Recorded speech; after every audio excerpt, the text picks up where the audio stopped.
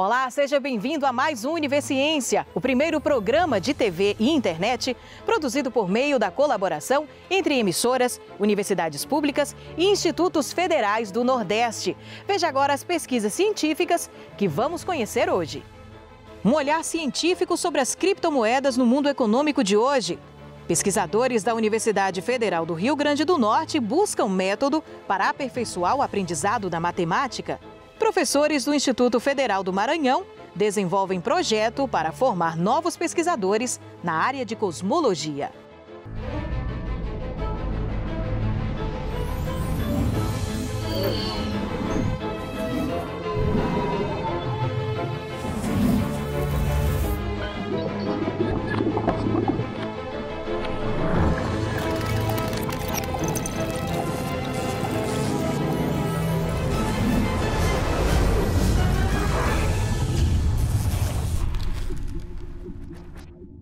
Em tempos em que tudo tem se tornado virtual, nem mesmo o dinheiro escapou. Um exemplo disso são as criptomoedas. Mas o que elas são e como funcionam? Conheça o estudo de um aluno egresso do curso de Economia da Universidade Estadual do Sudoeste da Bahia, cuja monografia rendeu um prêmio ao pesquisador.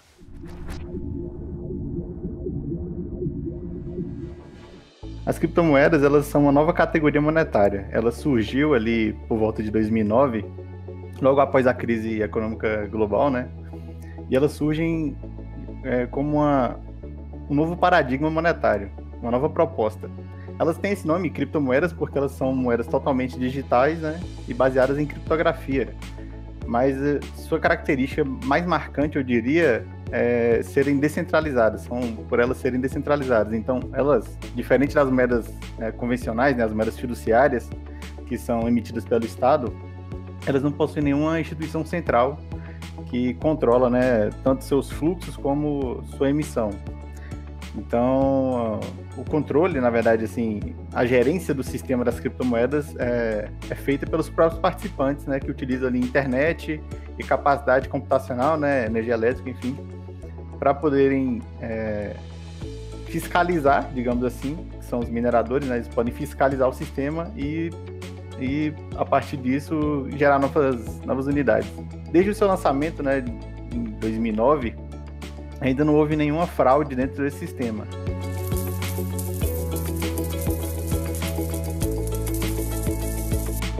Ao longo da minha pesquisa, eu faço essa reflexão histórica, né? Eu busco lá os conceitos puramente econômicos, digamos assim, da moeda, e eu faço como se fosse um voo panorâmico, assim, dentro das correntes econômicas, que eu utilizo conceitos de Marx, conceitos de Hayek, né, que está na outra ponta ali, do liberalismo, e o conceito de Keynes sobre teoria monetária. O CORECON é o Conselho Regional de Economia. Então, todas as profissões têm os seus conselhos regionais que regulamentam o exercício da profissão. E o Conselho da Bahia, desde há muito tempo, busca ter uma inter-relação muito grande com as universidades, no sentido de estimular o bom exercício da prática econômica e também de valorizar os talentos que surgem na academia. E uma forma de fazer isso é justamente, ele criou esse prêmio, que é o Prêmio Jário Simões, foi um economista que dá o nome ao prêmio, um economista que foi o professor da UFBA, secretário de Fazenda aqui no governo do estado da Bahia, com bastante méritos, então ele foi homenageado com o nome desse prêmio, e o prêmio busca justamente, primeiro, estimular que todas as universidades do estado que tem curso de economia possa apresentar para a comunidade os seus trabalhos, e depois ele premia isso. Então, é um prêmio muito importante, primeiro porque ele explicita essa produção acadêmica que é feita em todas as universidades baianas, e segundo, permite a gente conhecer o que cada instituição está produzindo com relação a isso. Eu não esperava, até pela questão do tema ser muito novo, ser uma questão assim que muitas pessoas têm um pé atrás na hora de ouvir, né? Falam, nossa, isso aí parece uma coisa muito abstrata, né? Apesar que nos últimos anos ela tem ganhado mais espaço na mídia, enfim, no cotidiano das pessoas. Mas foi uma grande honra para mim, né? Que ficou como se fosse um coroamento de todo esse processo que eu e o professor Gildásio aí percorremos, né? Para enfrentar esse desafio mesmo, que é um tema relativamente novo e que me deixou muito feliz, né, de conseguir produzir essa pesquisa. Então veja que é uma coisa muito interessante, ele conseguiu unir um fenômeno novo e ao mesmo tempo a história do pensamento econômico, né, que deu para passear por várias formas de ver. Como nós sabemos, a economia ela é uma ciência social e que tem a questão de valores, de posição, e aí além disso ele teve essa condição de dialogar essa novidade a partir de 3 vertentes da economia. Então, é uma contribuição por conta disso, de você tentar, à luz da teoria, interpretar esse fenômeno.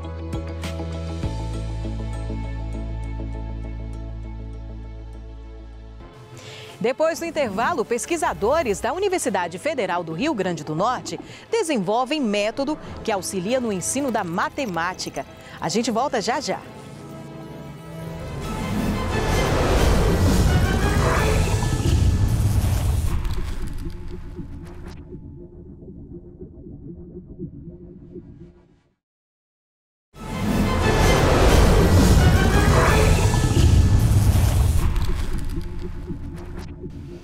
Matemática. A disciplina tem fama de atormentar boa parte dos estudantes do Brasil. Dados do Programa Internacional de Avaliação de Estudantes apontam que o Brasil tem um baixo desempenho em matemática e revelam que mais de 68% dos alunos com 15 anos de idade não possuem nível básico na disciplina. Uma pesquisa da Universidade Federal do Rio Grande do Norte e parceiros busca estimular o aprendizado da matemática nos primeiros anos escolares. Uma das técnicas utilizadas tem como base o corpo humano.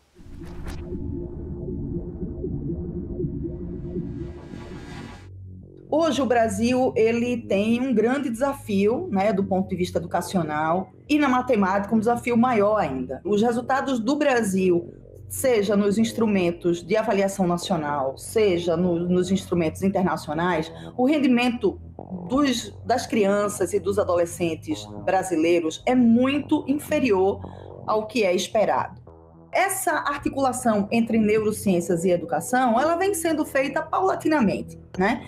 Seja para o enriquecimento, ou seja, pensar, né, programas de intervenção que auxiliem na aquisição, né, de habilidades acadêmicas escolares, seja na remediação. Aos poucos, né, vai surgindo dentro da neuropsicologia, que é uma disciplina das neurociências, uma área específica que se chama neuropsicologia escolar. Né? Então, a neuropsicologia escolar, ela faz essa interface entre o neurodesenvolvimento e a aquisição, né, de conteúdos escolares acadêmicos. A área da educação matemática, mesmo dentro da neuropsicologia, ela não tem o mesmo interesse que a linguagem. Então, o que a gente fez foi somar esforços a nível nacional dos grupos de pesquisa que trabalham com isso, que basicamente são 3. A UFPE, a Universidade Federal de Minas Gerais e a UFRN. Então, a gente compôs aí essa rede.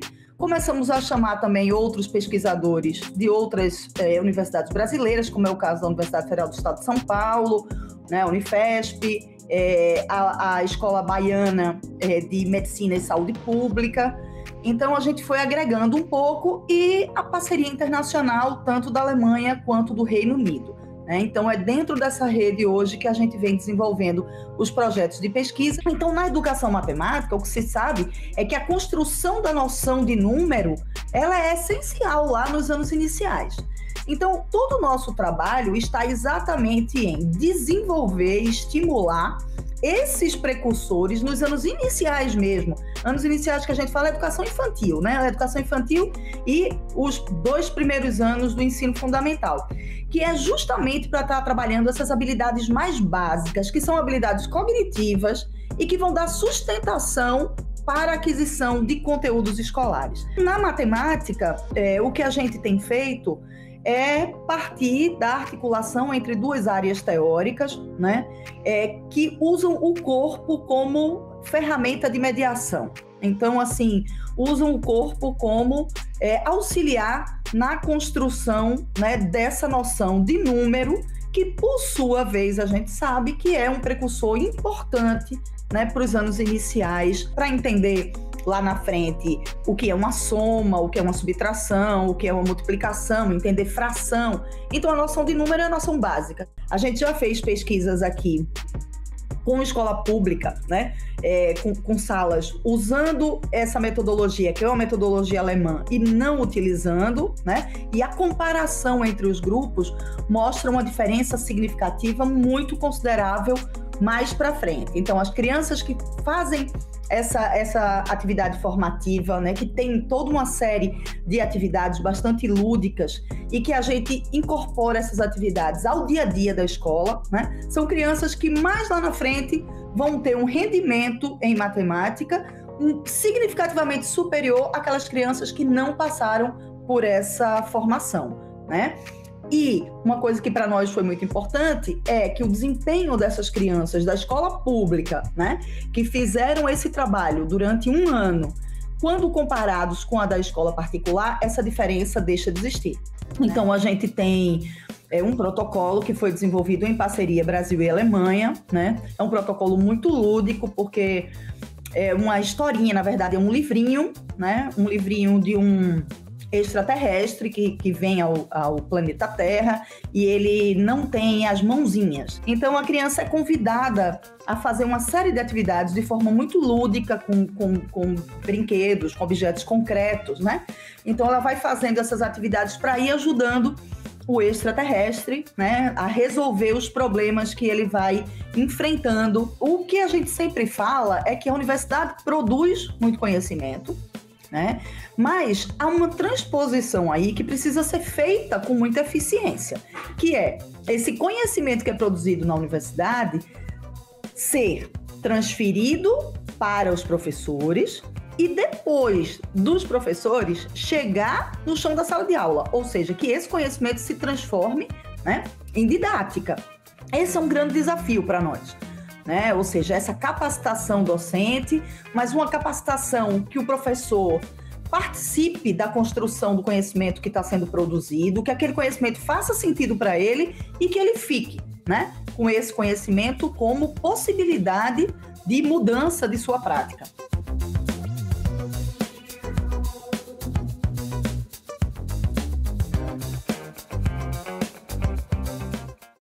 Imagina conhecer de perto um aparelho utilizado por cientistas do passado.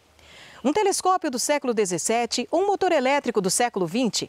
Um grupo de pesquisa em História da Ciência e Ensino da Universidade Estadual da Paraíba tem recriado equipamentos a fim de mostrar a evolução científica ao longo dos anos e auxiliar no ensino de ciências, principalmente em conteúdos de física do ensino médio. Recriar experimentos dos séculos 17 e 18, tudo para melhorar o ensino da ciência na atualidade. Esse é um dos objetivos do Grupo de Pesquisa em História da Ciência e Ensino da Universidade Estadual da Paraíba. Um dos nossos experimentos que eu acho que chama mais atenção é a luneta do Galileu, né? Primeiro porque é onde todo mundo acha que começou a ciência moderna, e o Galileu é muito conhecido. Então a gente tentou reproduzir a luneta com as mesmas informações que o Galileu deu. E aí, a hora que você pega essa luneta e aponta ela para o céu, você vê que o campo de visão é muito pequeno, né? Que provavelmente muitas das observações que ele diz que ele fez são muito difíceis de captar, né? Então,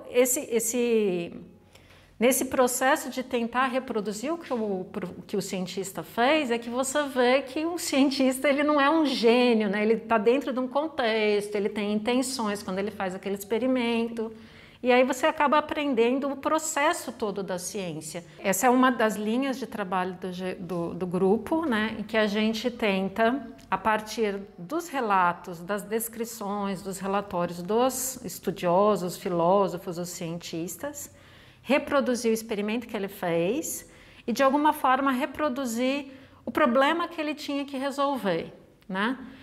Então, o que a gente tenta é aproximar em termos de materiais o que a gente consegue adaptar para agora, o mais próximo do que o cientista tinha naquele momento, e entender o processo do cientista ao entender um fenômeno.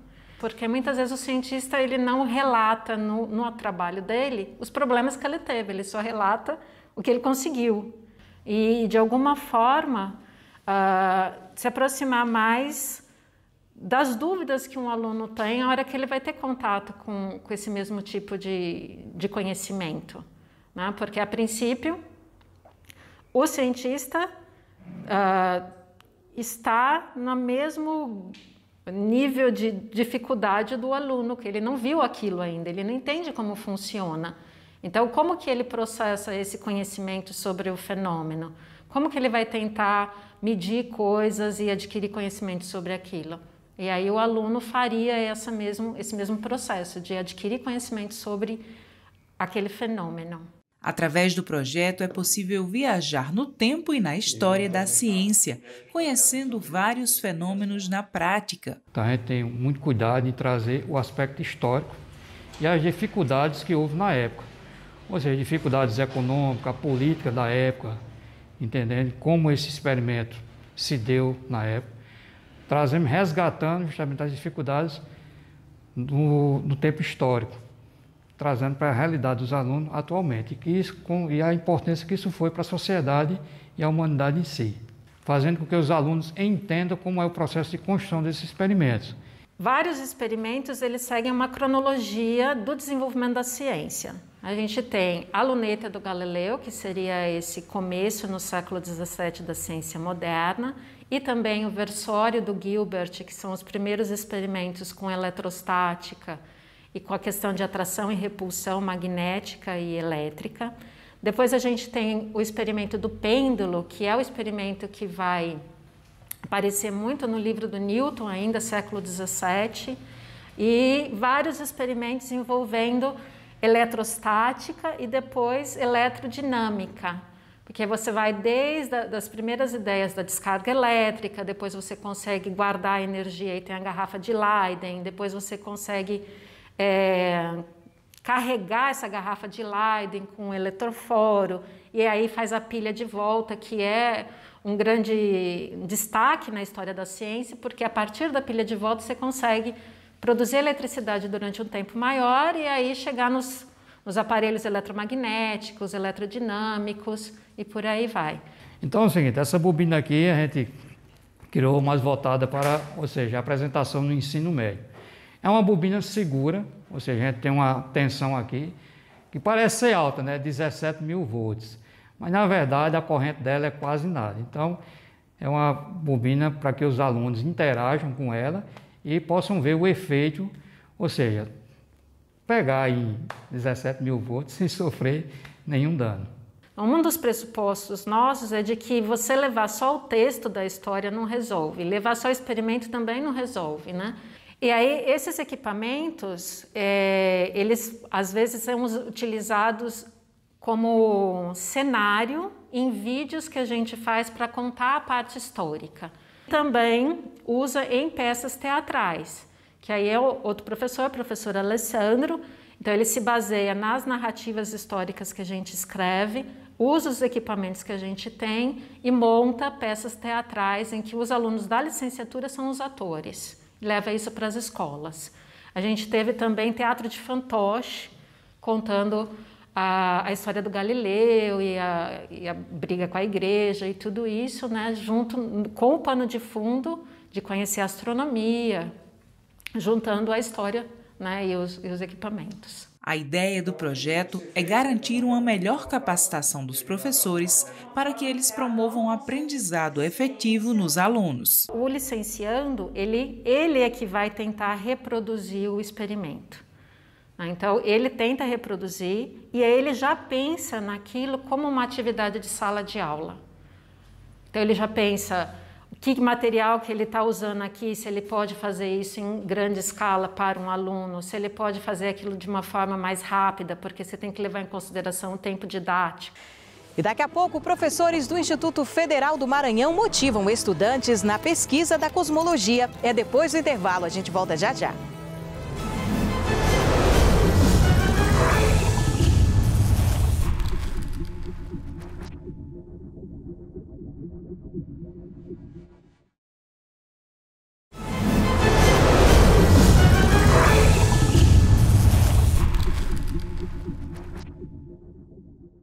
exploração do universo sempre foi uma das jornadas mais fascinantes desenvolvidas pelo ser humano e que nas últimas décadas tem alcançado patamares inéditos devido à quantidade enorme de dados oriundos de telescópios e sondas espaciais hoje aplicados na astronomia. E aproveitando esse momento, professores do Instituto Federal do Maranhão iniciaram uma série de projetos com o objetivo de motivar o interesse nos estudantes e formar novos pesquisadores nessa linha de pesquisa. Uma delas, a cosmologia.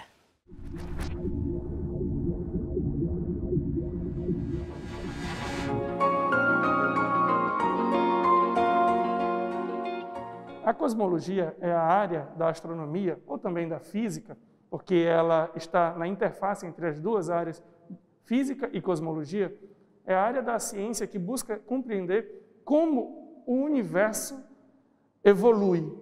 Quem é o universo? E pensando o universo na sua estrutura global. Nós não observamos, nesse sentido de global, que eu quero dizer, nós não estamos atentos a olhar detalhes como estudamos planetas ou estrelas, nós não olhamos para esses detalhes. O objetivo da cosmologia é estudar o universo como um todo. Como ele nasceu, como ele está se comportando hoje e quais são qual é o objetivo, o fim que o universo terá.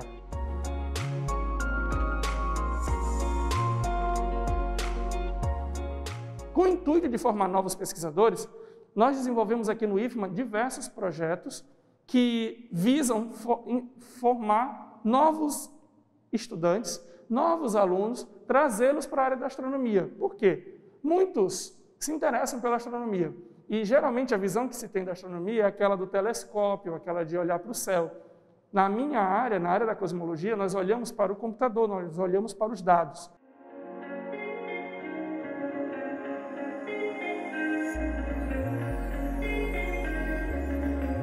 Muitos benefícios eu adquiri ao longo desse primeiro ano. Eu participei de um grupo de pesquisa com o professor Rafael, e esse grupo de pesquisa apresentava seminários toda semana. E toda semana eram artigos diferentes, e esses artigos diferentes falavam sobre diversas áreas da cosmologia. Então eu acabei tendo bastante embasamento em algumas dessas áreas, principalmente na área que eu tô estudando. As técnicas que nós estamos utilizando para inserir os alunos foi uma técnica que visa calcular, medir e lidar com o redshift das galáxias. O que é o redshift das galáxias? As galáxias que estão no universo, o que nós já sabíamos sobre elas? Sabíamos que elas estavam em movimento, mas no ano de 1923 e 24, Edwin Hubble mediu as velocidades dessas galáxias. E ele observou que elas estavam se afastando todas umas das outras e de nós, daqui da Terra. Então, o universo foi naquele primeiro momento que o universo mostrou que está em expansão. E quando uma galáxia, que é um objeto luminoso, que emite uma luz até nós, se afasta de nós, essa luz da galáxia, ela sofre o que a gente poderia chamar de um esticamento. A luz passa a esticar seu comprimento de onda, ficando próximo a comprimentos de onda mais longos, por exemplo, o vermelho. Por isso que o nome chama-se deslocamento para o vermelho, ou no inglês, redshift. O que eu pensei nesse projeto? Vou usar o aluno, vou trazer o aluno para vivenciar a experiência de pegar esses dados, essas medidas de redshift, e trabalhar com elas, passando por todas as etapas da pesquisa científica. Então, o aluno pega os dados, avalia aqueles dados, monta gráficos. Com os gráficos, ele determina o redshift daquela galáxia é esse. Eu aprendi a manipular dados, dados que, quando você vê em um modo texto ou em qualquer outro modo, você fica é muito difícil de visualizar, mas com a gente manipulando esses dados em diversos programas, a gente consegue perceber que esses dados, na verdade, vão montar gráficos, vão mostrar alguma coisa, que a gente pode tirar alguma conclusão disso.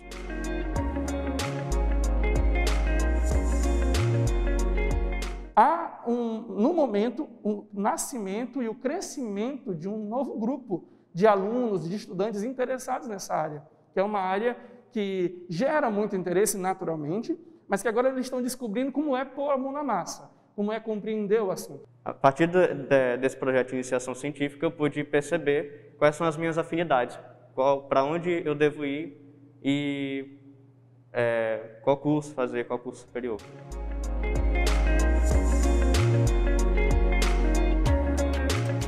E quando a gente pensa no Maranhão, quando nós pensamos em São Luís, é impossível não correlacionar com a base de lançamento de Alcântara, que está aqui próximo. Então, pegar alunos do ensino médio, alunos da graduação, e vê-los entrando na área das ciências do espaço, é sim um instrumento muito poderoso de estímulo para essa área.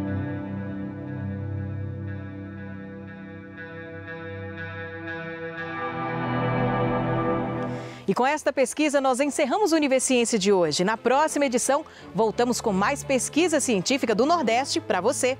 Tchau, tchau e até lá!